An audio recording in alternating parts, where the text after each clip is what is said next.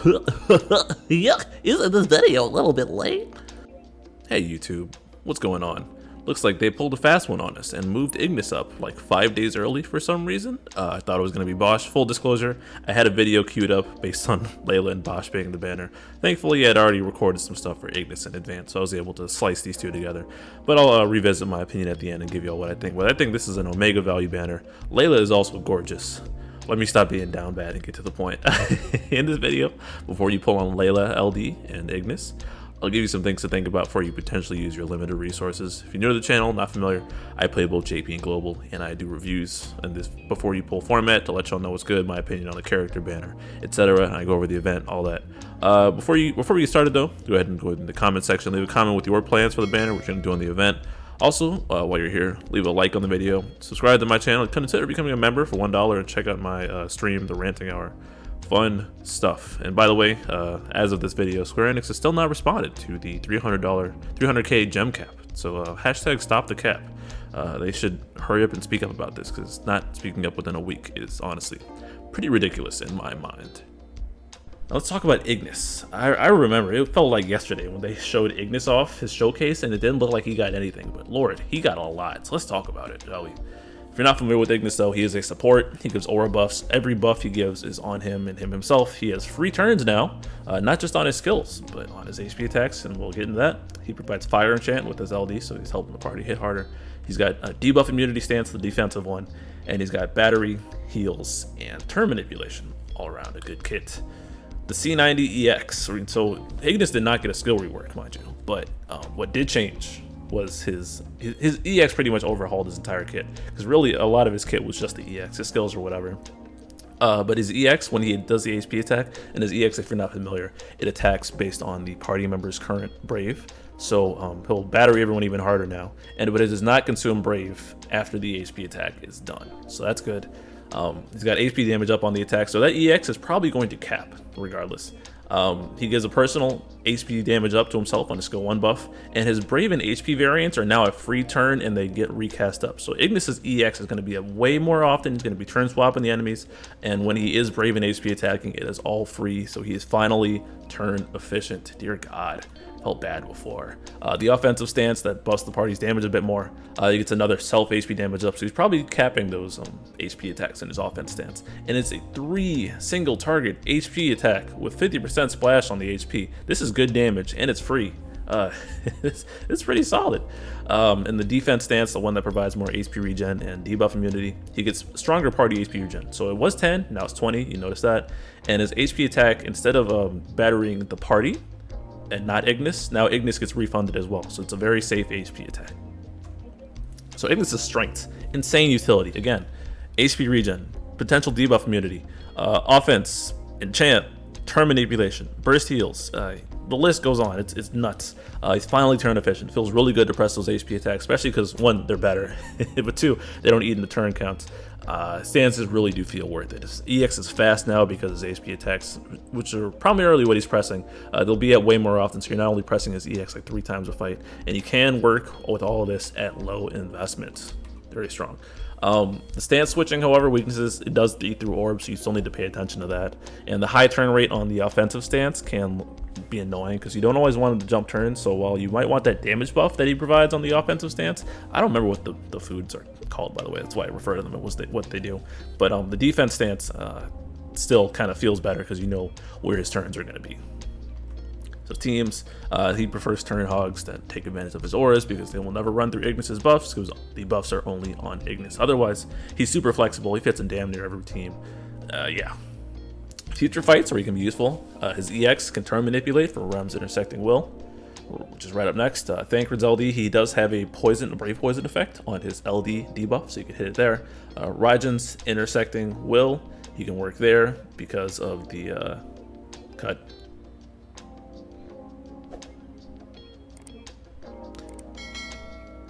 He can work on Raijin's intersecting will because the boss need to take HP damage from a debuff. Shulk's Lost Chapter, which is you just need fire damage.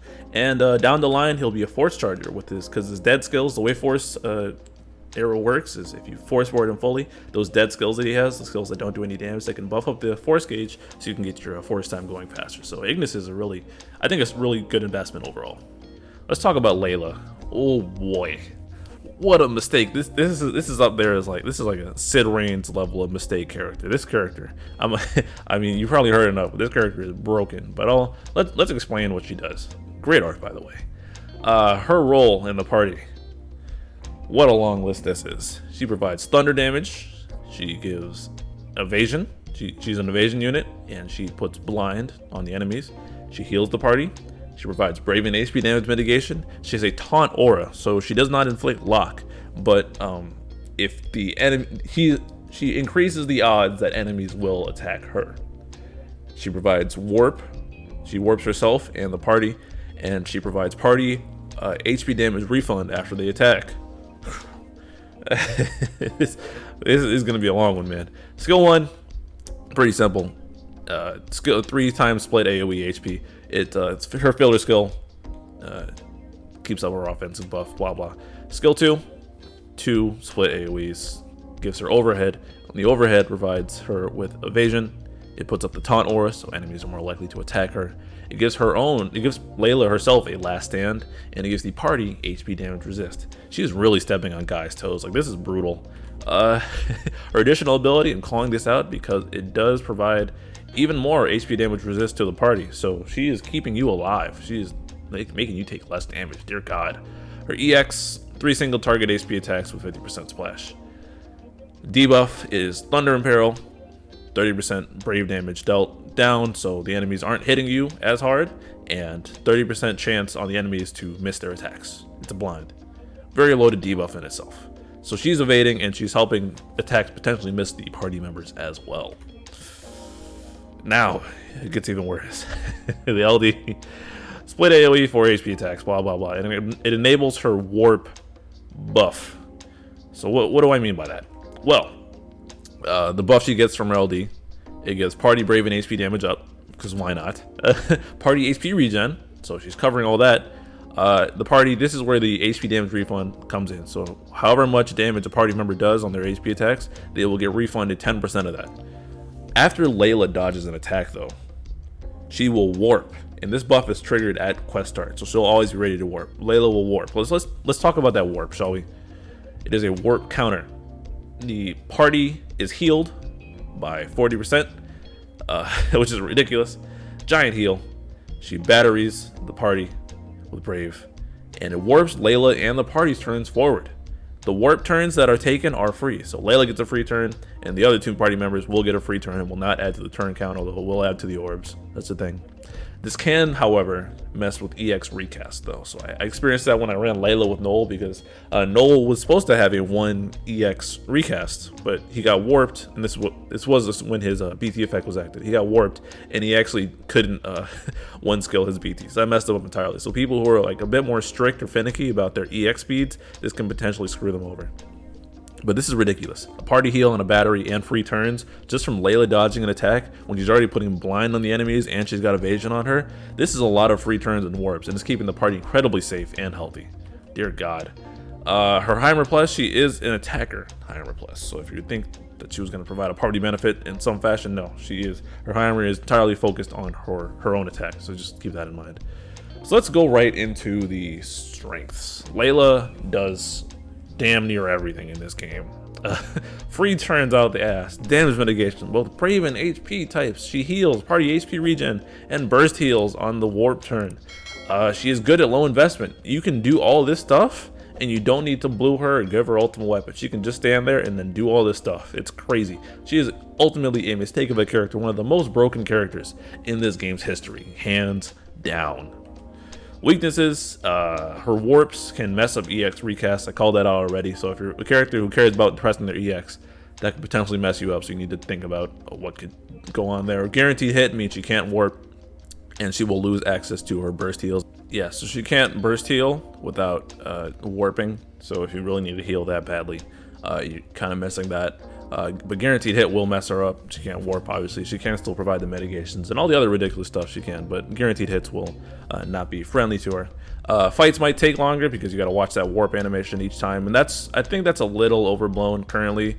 Because Leila can persist into Shinryu, but then at that point her damage is crapped, and that's why fights take long, because you're just warping and free turning all the time. But regardless, she's really overpowered. And if you don't like overkill stuff, you might not end up using Leila that much, which is the experience I had. I only used her on her fight, and then I never used her again because I thought she just trivialized fights too much. So it's something I got to call out. Let's keep going. Teams, again, gonna keep calling this out. Not EX reliant characters who are on a strict recast because she will mess them up if she warps. No units who need to be hit, so like Zac, Snow, because Leila's gonna take the aggro away from them. I don't know, actually don't know the prioritization between her taunt aura and lock debuffs. So yeah, I actually don't know that. It's just straight up. Might be worth some research, but again, even then, there's no synergy there because Leila needs to be attacked and missed to get the benefit of her warp. So someone's losing there. You don't want that. You also need an attack aura because while she does provide party brave and HP damage up, you need an attack buff base behind you to be dealing at least consistent damage. Yeah. So future fights that she will help trivialize damn near everything, if I'm being real, because the amount of guaranteed hit in the fights you can't trivialize are pretty much non-existent. It'd be a better function to find out which fights have more guaranteed hit that screw her over, but I really don't think there's that much of anything. Divine Leviathan, she can dodge there and hit the orb, but that fight gets blown apart anyways. Rem's intersecting will, if she dodges an attack and the orb there is to turn warp, so she'll hit that on her counter warp. Edge's intersecting will, you can dodge there and also use thunder there and you're good. Or just, yeah, like everything. She's broken unit. I've said it so many times. She's extremely overpowered. The orb on the fight, you're fighting Hell Emperor, is a +8 on evade for a max of 10, and because it's +2 when we act, I think, or +2 when I think it just functionally maxes out at 8. The orb is non-lethal. It's a full cleanse, including silvers, and then he does a AoE HP attack that delays you, but you can dodge this. So if you have Leila, then she'll just dodge and then warp everyone back, and then you're good. If you have other evasion characters, they'll be chilling. Otherwise, you'll get sent back, and this fight can mess you up, but it's also possible to just burn it down.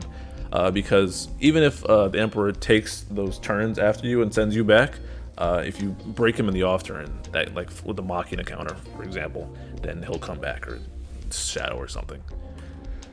The boss itself, the recast is an AoE delay. The threshold, it warps and it'll take 3 consecutive turns, and you'll put a bunch of nasty stat debuffs on you. So just things to watch out for, but it is a single target fight ultimately, so people that are useful like Shadow, Cater, Kayn, Prompto 8, just for the evasion, they'll hit the orb, and you can come back and smack Emperor. You can also just burn them down really quickly with like Garnet Machina, probably, and that I expect that to be a dominant strategy. Garnet Machina, Garnet Lock, Garnet single target, blow them up, so even if you go through the thresholds, you'll be prepared for them. I think Cater's Freeze should be really handy for you. Yeah, definitely Cater's Freeze if you know he's about to go into his 3-turn warp, then you just threshold it up and then he doesn't do anything for 3 turns. So yeah, not the most difficult of fights, but it can kill you, at least if you're not careful. So my plans are, I'm not going to pull on this banner. I have Ignis as LD already, and I don't really find it fun to use Leila. So I'm good on this banner, not chasing Gilgamesh as LD. This banner is not for me. But before you all poll on this banner, what do I think? What's my opinion? Again, per usual, this is from a meta perspective. If you know what you want to do and you already decided, go ahead and do it. I'm sure most of you are hyped for Leila for good reason. She's one of the most broken units in the game. I think them putting Ignis on this banner actually made the value of it shoot up astronomically. Ignis is very good in early Force era, where he's good for charging the gauge. Their options are Penelo and Cryo, but Ignis and Penelo are definitely some of the best. So on this banner, you got a potential good Force time character, or Force charger in Ignis for it's a specific style of play. If you don't find Force charging appealing, even then, it's still an option. So having options is always good. And even then, you got debuff immunity, Imperil, turn manipulation, all the good. Ignis is really, really good, and for cheap too. Same with Leila. You have 2 budget options that can get you a lot of mileage on this banner. So I think this banner is incredibly stonks, like crazy. I would recommend most people to pull on this banner. If someone's newer to the game, if someone's looking for meta purposes, this banner is it. You should get both of these LDs, and they will serve you well. Definitely, like full stop. Leila, I know certain people who like engaging with the bosses. If you're already getting bored of these garbage time fights, Leila will probably not enhance your experience. So if anything, I'd hold off there. But Ignis, next time he's coming back, is on Braska. So it's either potentially get Leila, who is a cheap option for you to use sometimes, or you get him alongside Braska, LD, and FR, and what's it called? Inject. I think this is a much better banner for that overall. So yeah, I think this banner is it. Personally, I'm not touching it, but I think you all should. That's all I got, though. Let me know what you guys think in the banner, excuse me, Jesus, in the comments. I got the game open right now because I'm doing this last minute. I'll catch you guys later. This was well put together by me. Ranting Hour stream will be back on next week. I'll be well rested by then. And I'll catch you guys later again. Thanks for watching. Peace.